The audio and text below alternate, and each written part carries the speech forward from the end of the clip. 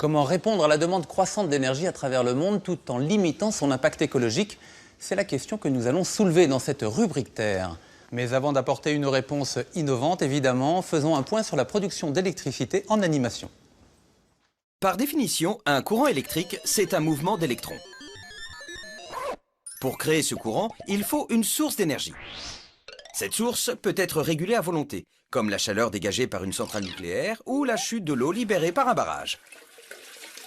La production d'électricité peut alors s'adapter à la demande de la consommation. Mais la production est intermittente et irrégulière quand elle provient de sources d'énergie solaire ou éolienne, car ces sources sont par nature dépendantes de conditions extérieures. Comme l'électricité produite doit être consommée tout de suite, sans quoi elle est irrémédiablement perdue, le problème de ces énergies vertes, c'est donc de pouvoir les stocker. Mais les batteries sont lourdes, volumineuses, polluantes et ont une durée de vie limitée. Alors certaines villes mettent en place des réseaux intelligents. En anglais, les smart grids. Des réseaux qui mettent en commun tous les utilisateurs pour mieux gérer consommation et production. Malin, non ? Multiplier les sites de production de l'électricité, la mettre en partage sur le réseau et l'envoyer là où elle est utile, tout comme l'information sur Internet. C'est ça, le concept du smart grid, du réseau électrique intelligent. Nous prenons tout de suite la direction de la Hollande, où un petit village a mis en pratique ce concept et réduit la facture de ses habitants.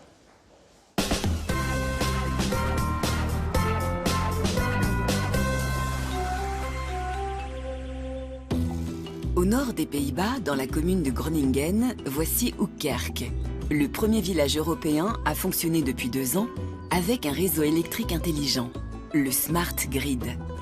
La plupart des toits des maisons sont recouverts de panneaux solaires. Ici, on combine électricité verte et réseau électrique national en évitant le gaspillage d'énergie. Yann vit ici avec sa femme. Écologistes convaincus, ils produisent de l'énergie verte grâce aux panneaux photovoltaïques installés sur leur toit. Mais quand il n'y a pas assez de soleil, le réseau électrique prend le relais grâce à un compteur intelligent. Ici, nous avons le compteur intelligent.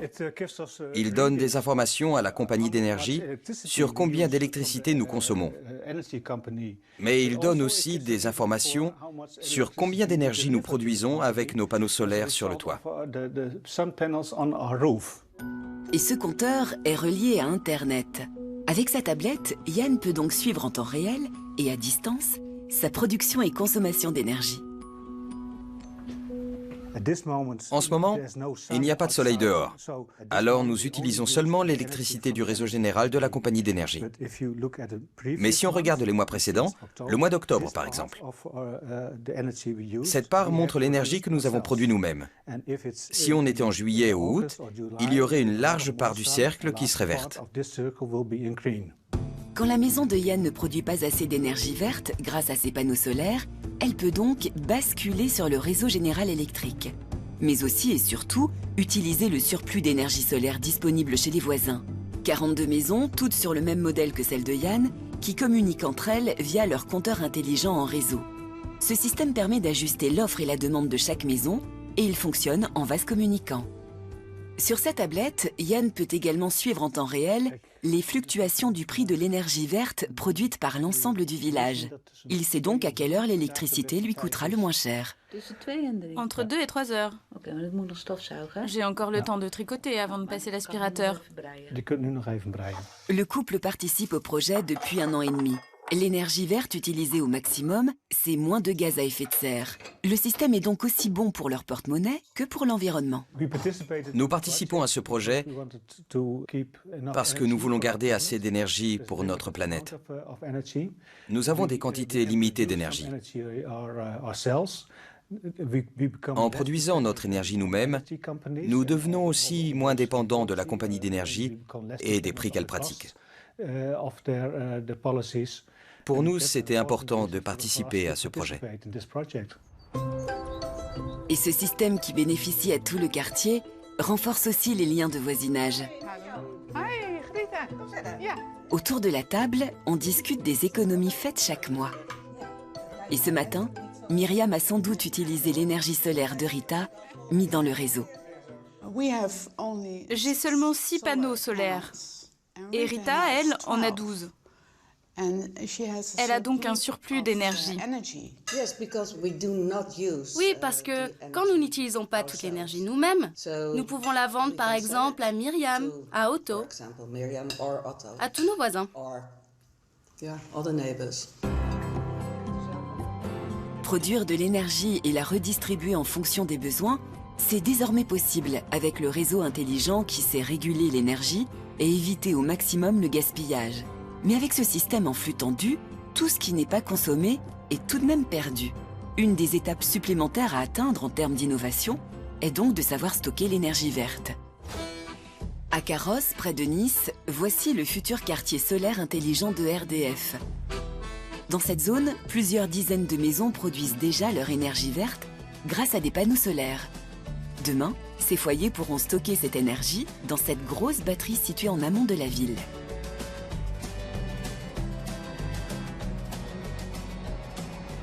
Un des aspects particulièrement intéressants de cette grosse batterie, c'est qu'elle va permettre, dans les périodes de grosse production d'électricité photovoltaïque, nous sommes dans une région très ensoleillée, de stocker cette énergie verte fournie par la nature pour pouvoir la réutiliser à des moments où elle sera utile, comme par exemple le soir. Elle se charge et elle se décharge comme la batterie de votre téléphone portable se décharge lorsque vous téléphonez.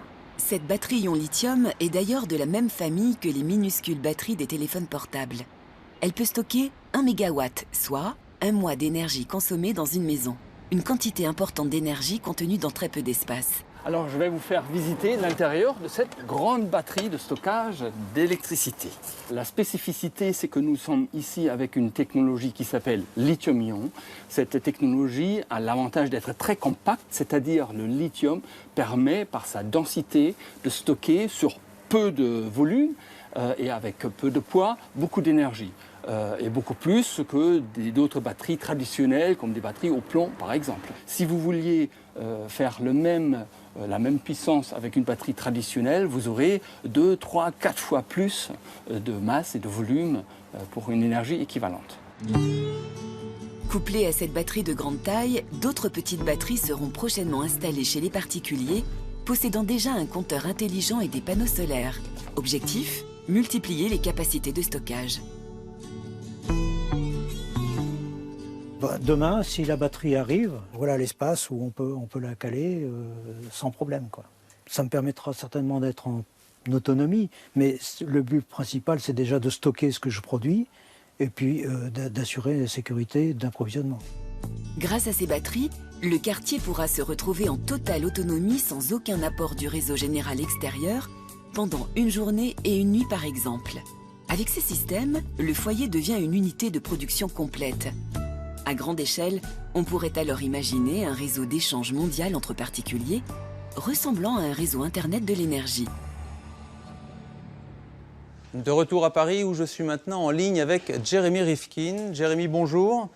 Vous êtes essayiste, économiste et un ardent défenseur des réseaux intelligents.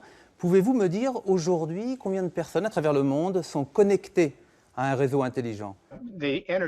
L'Internet de l'énergie, qu'on peut appeler aussi Smart Grids, s'est développé partout dans le monde. Nous voyons aujourd'hui des millions de petites centrales électriques dans des usines, des maisons, des lieux de toutes sortes en Europe, mais aussi des millions partout dans le monde. Donc c'est vraiment déjà en place.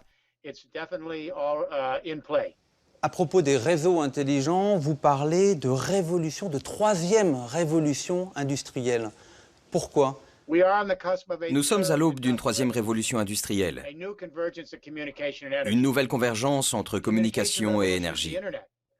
La révolution en termes de communication, c'est Internet bien sûr, car il est organisé pour être partagé, collaboratif, direct et horizontal. 23 ans après l'apparition d'Internet, 2,7 milliards de personnes communiquent, envoient et partagent des messages audio, vidéo et des textes directement avec un coût marginal quasiment nul. C'est phénoménal. Donc aujourd'hui, cette révolution de l'Internet de la communication va organiser la distribution d'énergie. Le cœur de ce système est ce qu'on appelle le Smart Grids. C'est en fait l'Internet de l'énergie.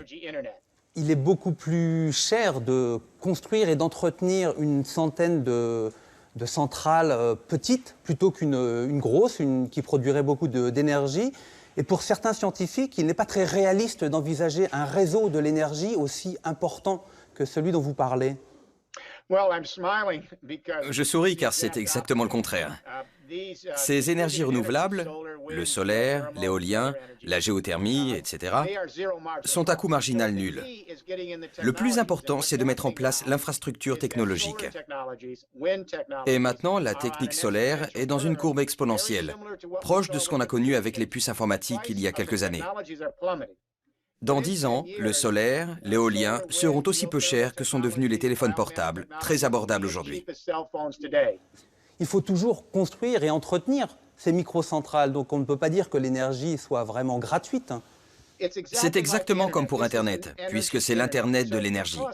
Donc oui, ça coûte de l'argent de mettre en place l'infrastructure pour communiquer, comme l'Internet qu'on est en train d'utiliser en ce moment même. Mais une fois que c'est en place, le coût réel pour maintenir, gérer et utiliser ce système est presque gratuit pour envoyer des informations et communiquer. Si on applique cette technologie aux lignes électriques, c'est tout le réseau électrique qui peut être transformé en véritable Internet de l'énergie. Donc ça va coûter de l'argent bien sûr, mais plus vite nous mettons cela en place, plus vite nous aurons des énergies à coût marginal presque nul. Ça change complètement la donne. C'est une question de survie.